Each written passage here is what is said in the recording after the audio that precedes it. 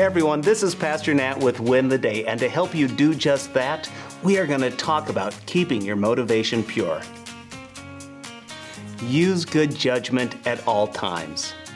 That is the sum total of the employee handbook for Nordstrom's. Now, I want you to just think about that. A chain retail store of that size having just one simple instruction. Use good judgment at all times. Think about how freeing that is.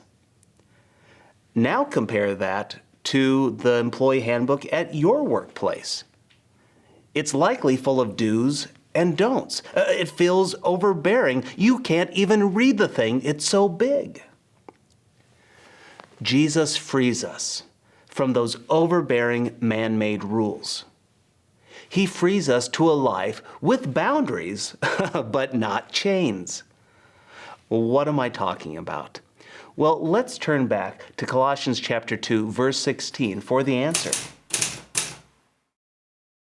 So don't let anyone condemn you for what you eat or drink, or for not celebrating certain holy days, or new moon ceremonies or Sabbaths. For these rules are only shadows of the reality yet to come. And Christ himself is that reality. Paul says, don't let anyone condemn you. Your version might say, judge. Now, we don't have time to go into the don't judge others verse that honestly gets largely misinterpreted. But let's get to what Paul is trying to say. What he is trying to do is fight false teachers. You see, these false teachers, they were promoting legalism. We've talked a lot about this over the last few months.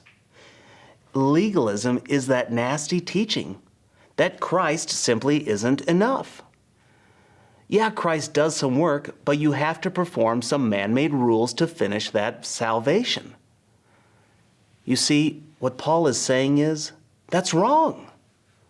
Paul says, no, that's a lie. Paul would write in Romans 10, verse 4, for Christ has already accomplished the purpose for which the law was given. As a result, all who believe in him are made right with God.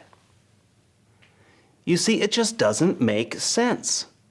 Why on earth would we go back to playing the game of religion? The trap of legalism when Christ has set us free from it. We shouldn't. The false teachers were telling the Colossian believers that they still had to eat a kosher diet, that they still had to observe certain rituals and holidays. The false teachers were telling them they had to follow a Sabbath worship. Paul is saying, none of what they're telling you is true. It doesn't save you. These rules, these traditions, were really just a shadow of Christ. Christ actually affirmed this in Matthew 5, verse 17. Jesus said, don't misunderstand why I have come. I did not come to abolish the law of Moses or the writings of the prophets. No, I came to accomplish their purpose. Now, is Paul's point that you shouldn't worship? Or mind how you live? No, of course not. Paul did recognize that there is a better way to live, and that's according to God's ways. But obedience doesn't save.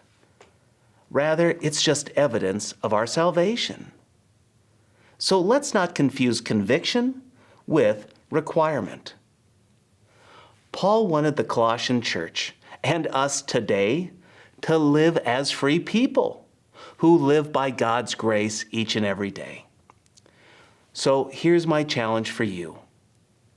How are you relying on religion instead of relationship?